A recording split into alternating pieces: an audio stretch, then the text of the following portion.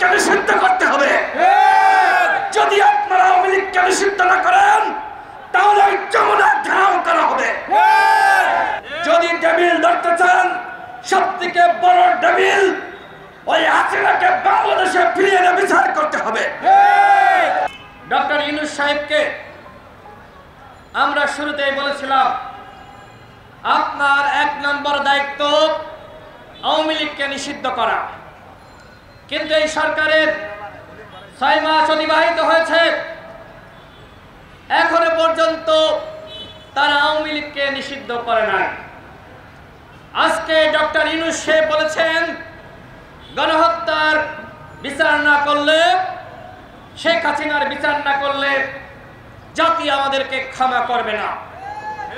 এই কথাই আমরা বলেছিলাম আওয়ামী লীগকে নিষিদ্ধ না করলে এই অন্তর্বর্তীকালীন সরকারকে এদেশের জনগণ কিছুতেই ক্ষমা করবেন না। আওয়ামী লীগকে নিষিদ্ধ না করলে এই 2000 শহীদের সাথে বেঈমানি করা হবে।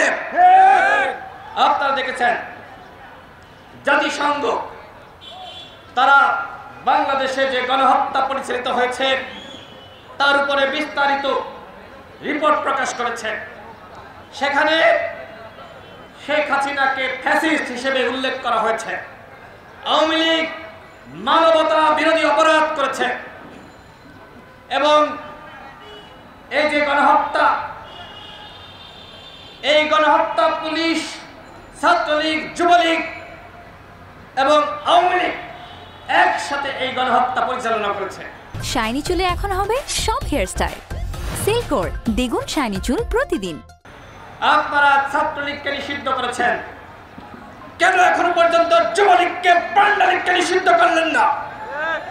কেন শ্রমিক লীগকে নিষিদ্ধ করলেন না?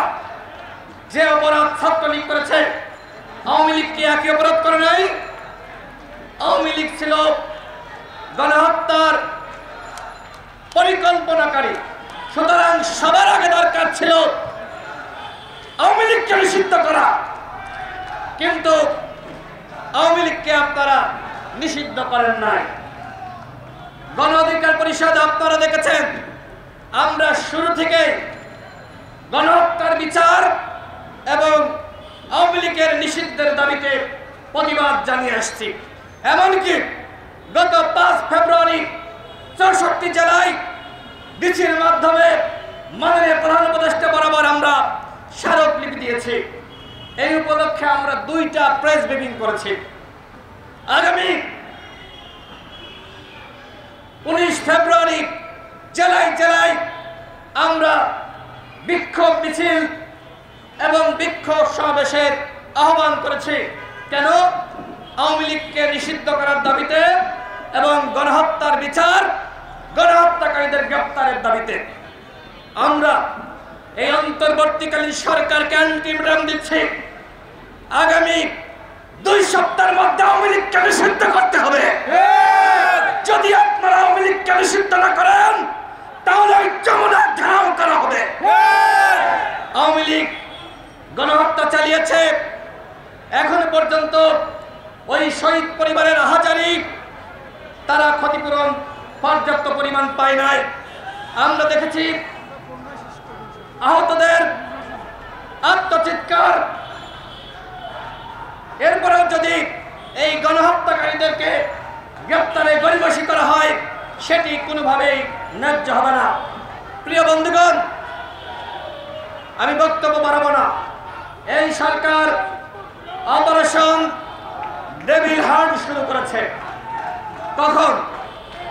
যখন ওই গডফাদার হাসিনা পালিয়ে গেছে, ওই গডফাদার ওবায়দুল কাদের পালিয়ে গেছে, ওই ফ্যাসিস্ট খুনি গণহত্যার নির্দেশদাতা আসাদুজ্জামান খান পালিয়ে গেছে। অর্থাৎ এই রাঘব বোয়ালরা পালিয়ে যাওয়ার পরে আপনারা অপারেশন ডেভিল হান্ট শুরু করেছেন। তারপরেও আমরা স্বাগত জানাই। এখনো পর্যন্ত ওয়ার্ডে, ইউনিয়নে, উপজেলায়, জেলায় যারা ছাত্র জনতার উপর হামলা করেছিল তাদেরকে আপনারা গ্রেপ্তার করতে পারেন নাই।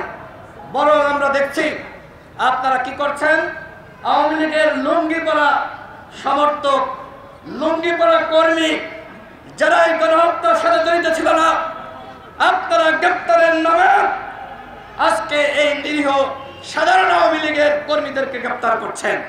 এটি কখনোই এই ডেভিল হান্টকে সফল করবে না।